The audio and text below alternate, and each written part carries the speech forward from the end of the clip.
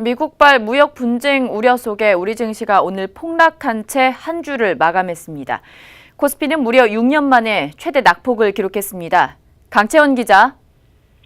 네, 미국과 중국의 무역전쟁 우려가 본격화되면서 지난밤 뉴욕 증시 주요 3대 지수가 일제히 2%대 하락하는 등 급락세를 보였는데요. 네, 이런 미국발 악재의 영향을 받은 우리 증시 오늘 그야말로 좀 폭락하는 모습을 보였습니다.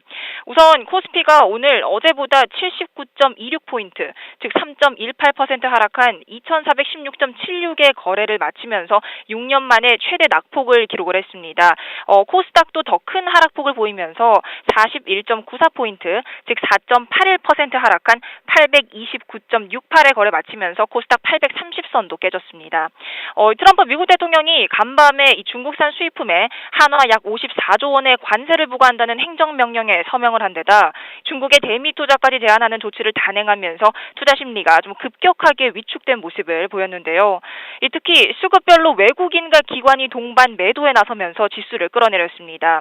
우선 유가증권 시장에서는 외국인이 1,300억 원, 기관이 6,400억 원 대규모 순매도를 기록을 했는데요. 개인이 홀로 7,500억 원 대규모 순매수에 나섰지만 시장 방어에는 실패한 모습을 보였습니다. 이 장중한 때 80포인트 이상 빠졌던 코스피는 오늘 모든 업종이 하락으로 마감했습니다. 특히 대형 IT주 약세의 전기전자를 비롯해서 철강금속 업종이 4%대 하락폭을 기록을 했고요. 이 증권업이 5.38% 가장 크게 하락했습니다.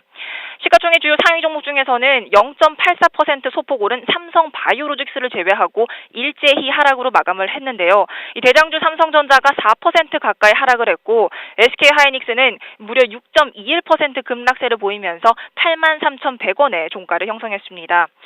코스닥 시장으로 넘어가 보겠습니다. 오늘 코스닥 지수 역시 처참하게 무너졌습니다. 5% 가까운 폭락을 보였는데요.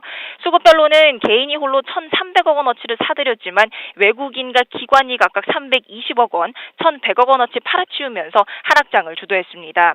아무래도 코스닥 시장에서 큰 비중을 차지하는 제약 바이오주의 급락세가 두드러졌는데요.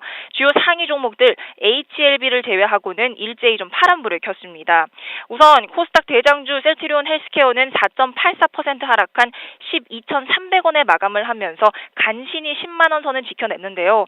신라젠과 바이로메드가 11%대 급락세를 기록을 했고 줄기세포주인 차바이오텍은 영업 손실 발생으로 인해서 관리 종목에 지정이 되면서 오늘 하한가를 기록을 했습니다. 오늘 원달러 환율은 급등세를 보였습니다. 미국과 중국이 무역 전쟁에 돌입을 하게 되면 우리나라 같은 경우에는 이 중국의 중간재를 수출하는 기업들이 많기 때문에 실적 우려감이 커질 수밖에 없기 때문인데요. 오늘 서울 외환시장에서 원달러 환율은 어제보다 9원 50전 오른 1,082원 20전에 거래를 마쳤습니다. 네, 지금까지 아시아경제TV 강채원입니다.